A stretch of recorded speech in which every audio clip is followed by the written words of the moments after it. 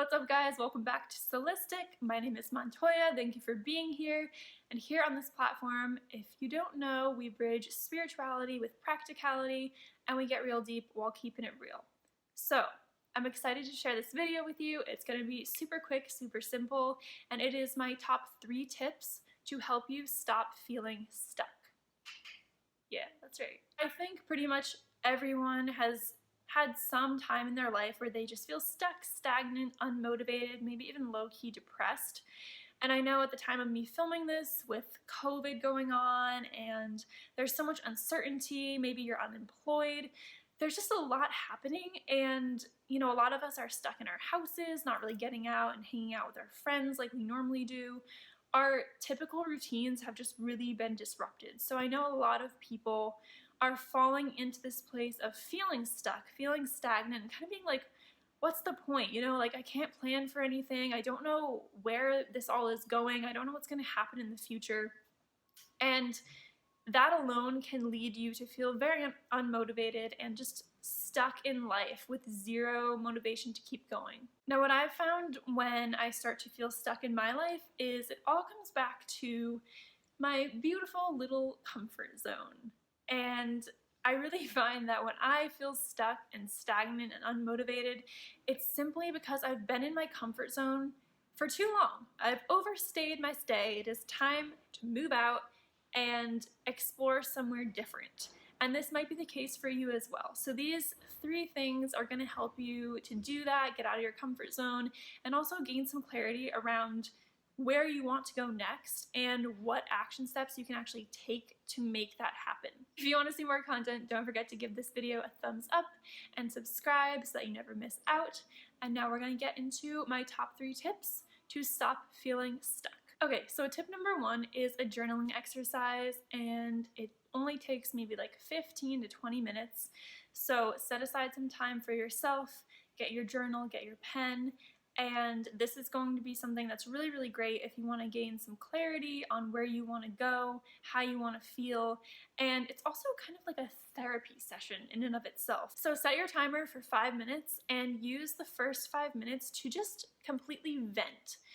Basically word vomit into your journal. So get out all of your complaints, negative thoughts, how you've been feeling, what you wish was different.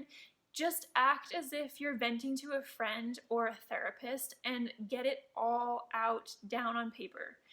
This is really powerful because not only does it free up space in our minds, because all that negative thinking can really create clutter in the mind, and it can make it really difficult for your intuition to come through and new ideas. It really fogs your vision. It really makes it hard to have clarity on where you even want to go when you're so focused on all the things that you're unhappy about. On top of that, a lot of times in order to move out of that negative thinking and lower frequency place, a lot of times we have to acknowledge those things before we can move past them. So by getting them out on paper, you're able to look at them, acknowledge them, say, okay, this is how I've been feeling, and now I'm ready to move on. Now I've acknowledged it, like I know it's there, and we're gonna keep going. I'm not gonna let this hold me and stay in this sort of like victim mindset and just keep feeling sorry for myself and staying stuck, which is so easy to do. So after that, set your timer for another 5 minutes,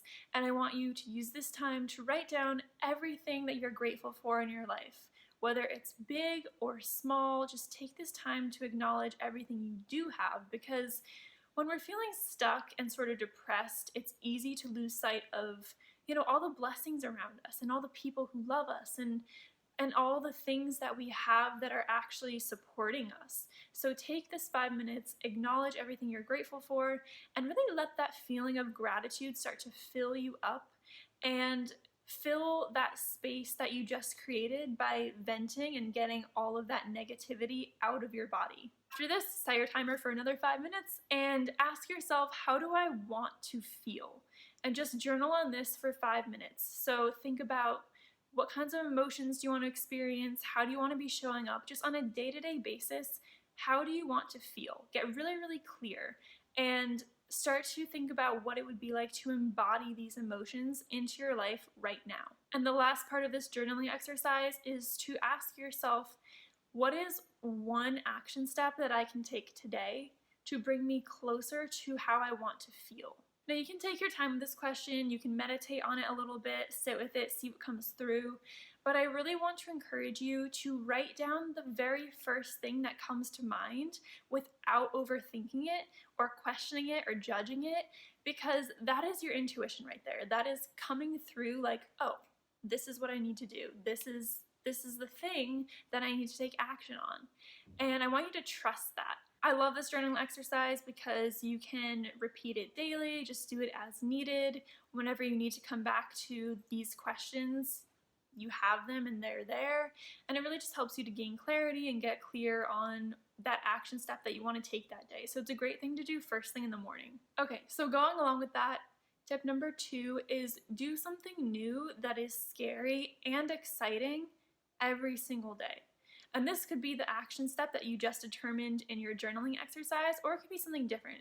But make sure that it's scary and exciting and maybe something you've never tried before, because this is what's going to push you outside of your comfort zone and start really like expanding you as a human being.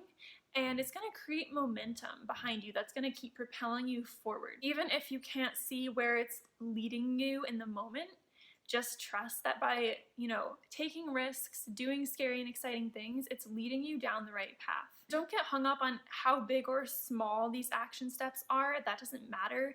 It could be as big as like launching a business that you've wanted to start for a really long time, or as small as just striking up a conversation with a stranger. Maybe that really freaks you out. So just going for a walk or going to the store and talking to somebody new or giving them a compliment even. So it doesn't matter how big or small it is. The key here is that we're consistent and we're choosing to do something scary and exciting every single day, knowing that it's going to be expanding our comfort zone and giving us the momentum we need to keep moving forward. And lastly, tip number 3 is to change your physical state. Now, what I mean by this is move your body and also change your physical environment. So a lot of times when we're feeling stuck, it's because we literally have stagnant energy in our bodies that needs to be moved out and released. And the best way to do this is movement. So exercise, dance, shake, do yoga, go for a walk, whatever it is that feels good, just move your body and give yourself permission to release the stagnant energy that's no longer serving you. And the second part of this is switching up your physical environment. So maybe you've just been at home too much and you need to get outside, maybe get into nature. Maybe you're the type of person who, if you start to feel stagnant in your work, it's because you've been working at the same desk in the same room every single day. And sometimes all it takes is just spending time in a different part of the house, or creating a little desk somewhere different, maybe on the floor, and having cushions and candles and just making it feel like a really cozy place to work and create. Sometimes that's all it takes to just get some new inspiration, new motivation, get new ideas flowing. So get out of your house, get outside if you haven't been outside in a while. Okay, so those are my top 3 tips to help you stop feeling stuck. If you give them a try, please let me know in the comments down below. If you want more tips like this, follow me on Instagram. I'll have that linked down below as well. Subscribe if you want to see more. Thank you so much for watching. Bye.